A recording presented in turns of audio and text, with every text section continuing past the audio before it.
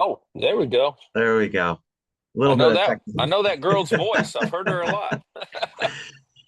Well, hey, everybody at Home Business Advertiser, the readers of the magazine, and the email newsletter. I'm so excited to have Troy Dooley with me here today.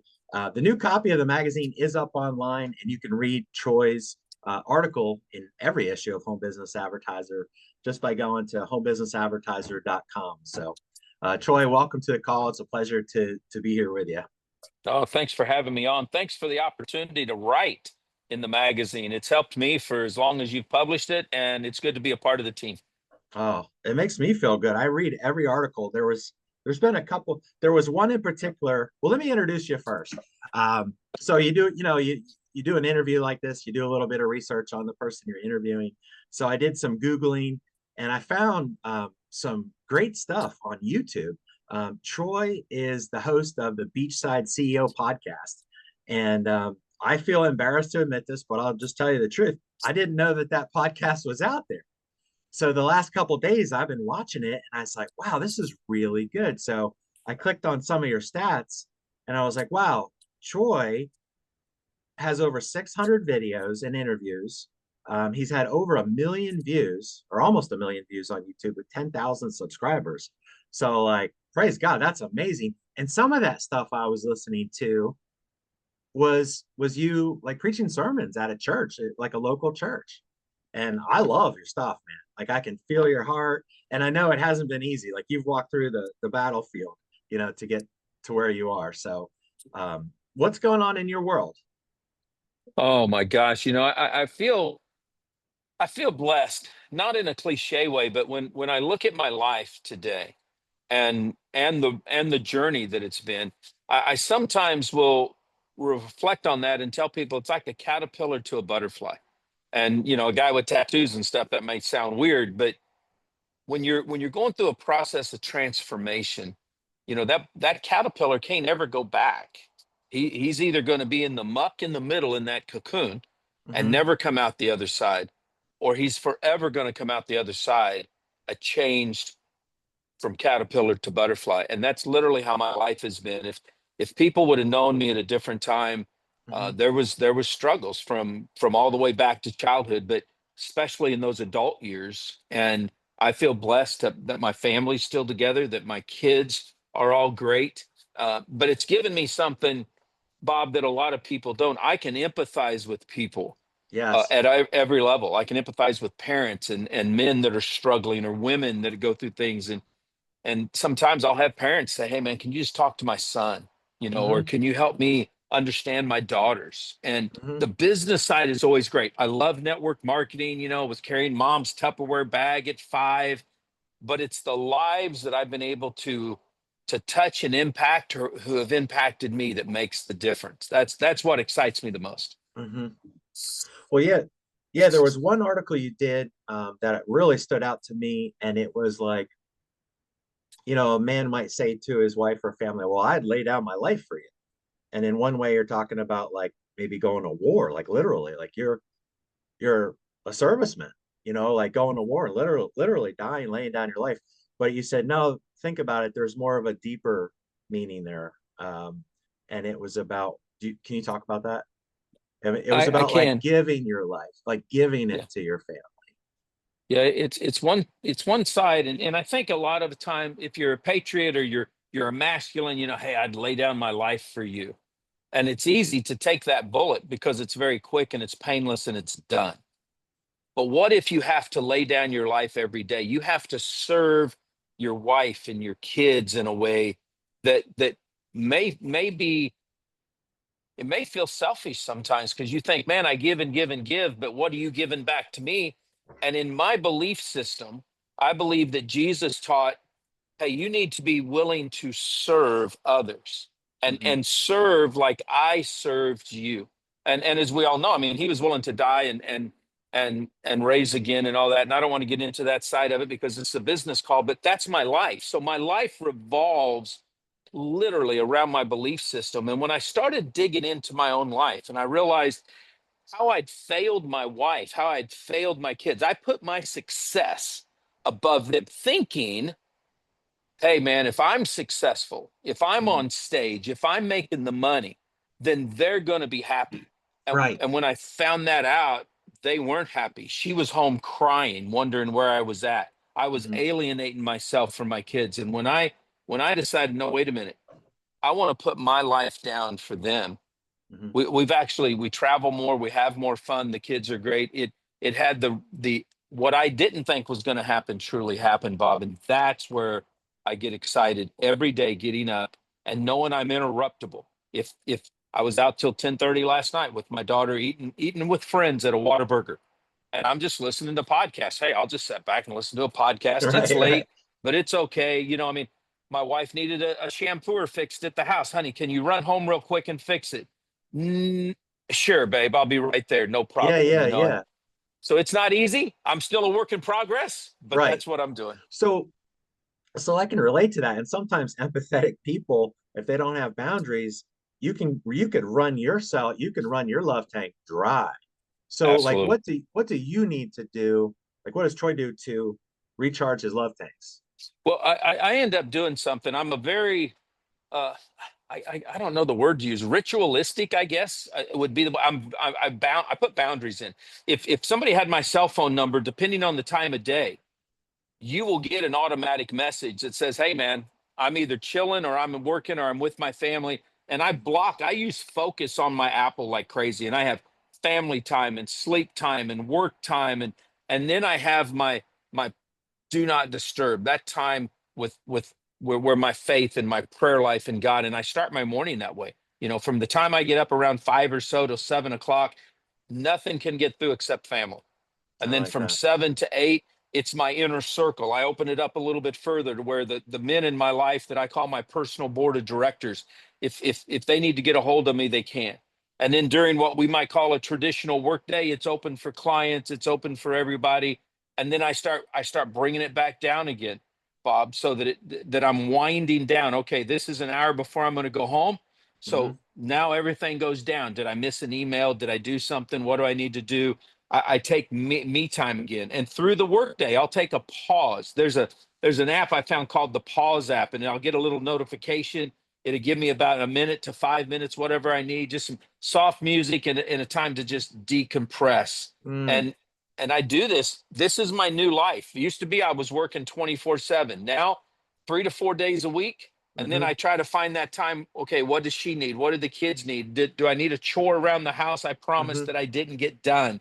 you Hmm. know Weekends are theirs. If we want to go for a drive, if we want to just stay home, doesn't matter. They come first. And when I started putting a scheduling process in, setting my boundaries and not deviating from them, a client's urgency is not my urgency. It's important to me because they're a client, they're paying me, but Yeah. their urgency is not mine. So they now know I put boundaries in. Frustrates some of them sometimes, but Hmm. I tell them, look, this is my time. If Right. I break that, if I call you after hours, if I respond to a WhatsApp after hours, you need to understand, because I care about you, but that's not something that's a standard business practice. I'm making time for you because I had time in my schedule to do that. So I hope that kind of answers that. I like that a lot because I'll have clients, an advertiser or somebody who wants leads or clicks. I need to talk to you right now, but my mom died in May. So if my stepdad needs to take some time to talk on the phone, I got to Absolutely. prioritize that first, right? So um, Absolutely. you married your high school sweetheart, which is an amazing story. You don't hear that anymore. Her name is Paige. She's published 40 books.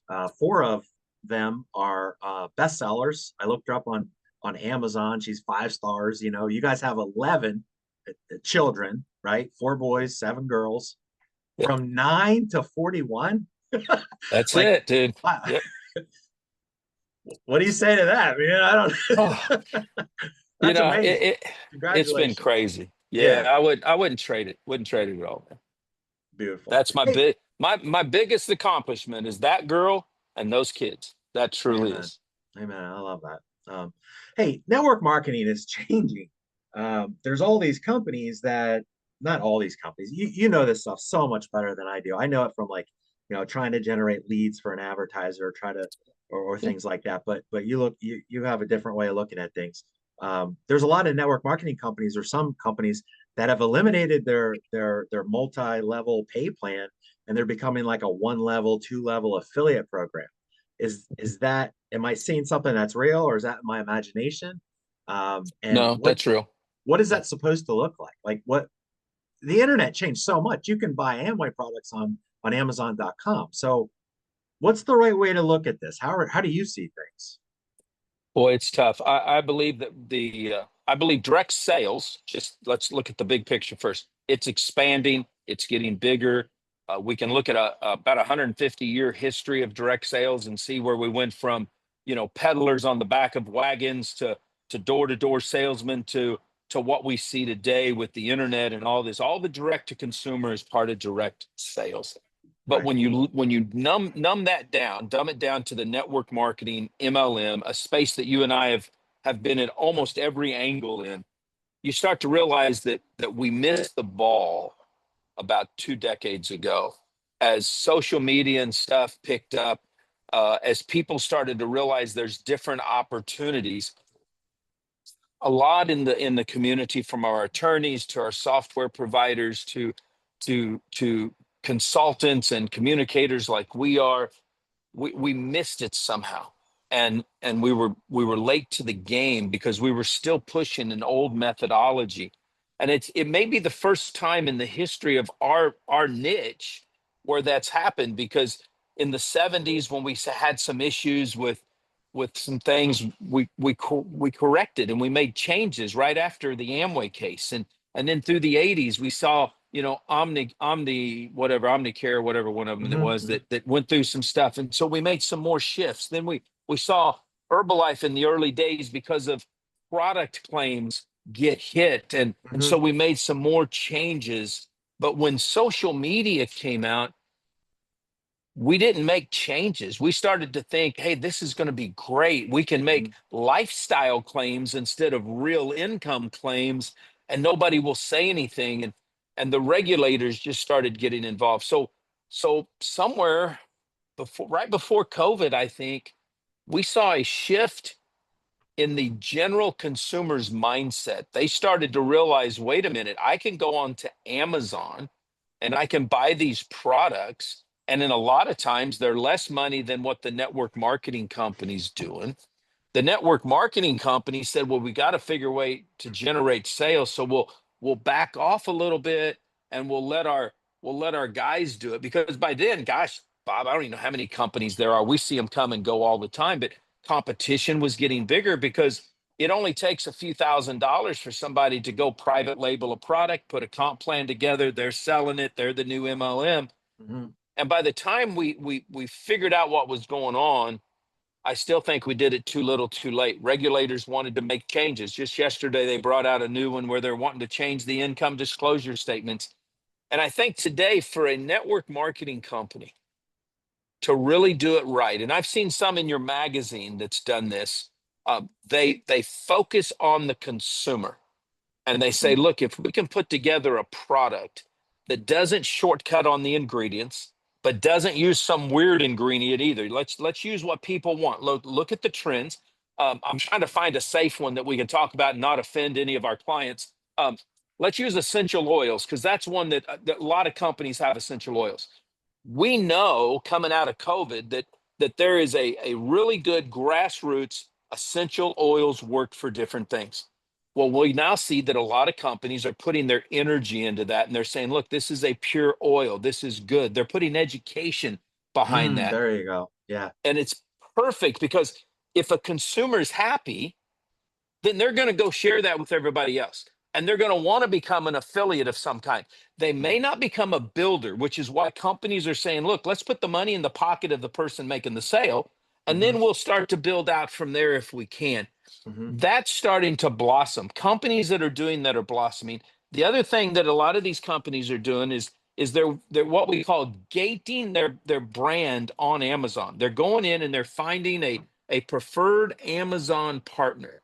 And I have someone that I work with that's really shared with me how the process works. And they'll go in and they'll say, look, we have a relationship with Amazon where we can make it to where we're the only store that sells your product. So companies are saying sell it at retail plus 10% so that we don't compete with our network, but we're still giving people over here. If there's people that only want to buy from Amazon, well, they can buy from Amazon, but they're going to buy it with a premium on it. And that's a new trend. It's working, because if a regulator or a judge can't look at your 25 level triple generation 2-step, Yeah. they can't understand it. They're just going to look and say, yeah, you're a pyramid. They're not even going to ask questions, because they're smart. They got the black robe on. They got the big, thing. They went to school. They can't understand it. The average person's not going to understand it. You must be a scam. That's the mindset, whether we like it or not. That's the mindset. So if a company wants to succeed, if a rep wants to succeed, then focus on what's important with the consumer. It's what I call a trust-inspired, purpose-driven communication. Tell them the truth. Just tell them, hey, man, my product is good, but I don't know if it's the best, because there's probably somebody out there trying to do it better than me. But I'm going to give you the best I can for the need that you have. And I want to fill both your tangible need and your emotional need. Whatever it is, we're here to help. We're here to fix it. If companies will do that and they'll focus on that, and some of your advertisers, bro, I like to do the due diligence. Oh, who's that guy over there? Oh, what's his company brand? Some of them are willing to say, well, just forget the margins. Let's go do what's right. And that's what excites me about this new generation of network marketing companies and the new wave of reps that we're seeing, because they're embracing what we call the gig economy. They're saying, look, man, I don't care if you're with another company. Just come in here and let me show you what my product to do and how I can help you. I guess it's an abundant mindset instead of the scarcity mindset, but network marketing, for such a positive place, sometimes, man, we got a crazy scarcity mindset with this. And I'm just glad to see there's a small group changing, and the larger ones are going to keep consolidating until they get it right. Right. Yeah, that gig economy is something kind of new too, isn't it? I mean, there's, a lot of people that used to do network marketing to make an extra $1,000 a month. Well, they might spend a few hours driving Uber, just to make that money. But I noticed, funny too, a lot of my customers are Uber drivers. Like, I'll get guys that are like, yeah, I'm a hustler. I'm an entrepreneur. I want to work my own hours. This is what I need to do to blend in the money-making part of my life with my family life. You know what I mean? Like, absolutely, trying to harmony there. Well, I'll tell you what, I mean, a lot of the people I work with, they are affiliate marketers or network marketers, leads, clicks, and advertising, those things. How can I help promote you a little bit? I went to Troy Dooley. Let me open up, share my screen. I don't mean to put you on the spot here. No, you can put me on the spot. I think we're still building that site back out again too. Yeah, but there's something exciting going on, because it said there was like 14 days, something's coming. So I was like, all right, I'm going to get on here and get people thinking, like, what's going to happen in 14 days, man? Like, that's really cool. I signed up because I want to get on the list and find out. I love it. I always want to know what you're doing, because it's good for me, Well, I'm excited. A few years ago, we were able to rocket to the top. And that's not me saying this. This is the critics. We were able to go out there and put together MLM Help Desk, which shattered some of the early blogs and stuff, because we were really getting into the content, the stuff that was there. But when I look backwards at that, I look at myself and I say, man, I was like the Geraldo in the 80s. It's like, it was just TMZ advertising, and it's like, I don't want to do that. What I want to be able to do, and that's what we're going to do now, is I really want to be able to educate people. I want to be able to say, look, man, this is something great that's going on, but hey, here's something that wasn't so great. And this is what I want us to learn from this, so that we don't keep repeating the same process. And so we're going to put a lot of articles. I'm going to try to develop a couple of courses this year that really help people to understand who they are, what they can do to build their business. Because one of the, and I don't, man, I just think it was something we pulled from Amway, because in the old days, Amway, it was a tool business, and do it our way. And if you do it our way, you're going to succeed. So people lost their identity. They lost what really worked for them. And what I want to be able to do this year is show a person, look, you can be in the gig economy. I don't care if you sell Uber Eats. I don't care if you're driving for Domino's Pizza. I want to show you how you can take whatever business you want to do from home and you can use it to build your family, not just work yourself to death. Mhm. Because we would tell people, hey, you got more time with your family, Bob. You're going to work from home. Right, right, And then right. they were telling them get on three-way calls 8 hours a day, and it's like, wait a minute. Let, let's figure out what works. And I know traffic works. I know Yeah. that the right leads will work. And if you get the hopper filled, if you've got your process going, if you're sifting and sorting that while you're having fun, Hmm. you can get something going that is 24/7 because Hmm. you're aiming in on what you're looking for. Hey, I want to build my team. Okay, let's go over here to Bob, tell him what you want. Let's test this stuff out till we get something that works. Now nail that. Well, Right. Troy, I want to sell products. Great. Let's go to Bob. Let's figure out what you want to do. Let's get the Hmm. pattern going. Hmm. Now let's start the process. Well, if we're training these guys like this, if we're teaching them, it's a sift and sort. It's Hmm. prospect, present, close, and train them. Well, look, we'll do all this, but don't lose your personality. If you Hmm. if you can't talk to a person, okay, well, let's get you an email thing going. Let's do that. Let's whatever it takes to help them do what they've got to do. Hmm. Now we're building that true home-based community in a gig economy. We're just not becoming some cultish, closed-minded, hey, it's Hmm. only my company. I'm the only company and it's only my way. No, it's not like that at all, man. Not in It's real life. do No, what but works for yeah, everybody else. Oh, right. no, I wish it was, but it's not, man. No, right. Yeah, we're Oh, it's crazy. and something you said there just made me think of the word community. I think people they want to belong to something, they need a community. I don't I think we need more of that. Like what you're describing to me kind of sounds neat because it's like, well, wow, if Troy had a membership community I could subscribe to, I would subscribe. I would refer people to a community, a network of people that aren't going to just sell to each other, but we're gonna listen to what works and use our own creativity. We're all different. I would be all for that, Troy. Like I would love to be part of Well, that. it works that way, Bob. Think about all your advertisers. Man, I've read so many great articles of different personalities in the magazine selling different things. But when I'm going through and I'm reading those articles, it's like, oh man, I'd never thought about that. I bet I Hmm. could tweak that and use that over here. Well, Hmm. when that's a community really wanting to help each other out, Yeah. and they're not worried about that scarcity. Oh, you know what? No, no, no, man. Just come together, hang out, and be entrepreneurs. You're a Hmm. home-based entrepreneur. Let's act like it. Let's just Hmm. go out there and help each other. Hmm. Which kind of makes me think about faith too, because it's like, where does that scarcity mindset come? It's not coming from God.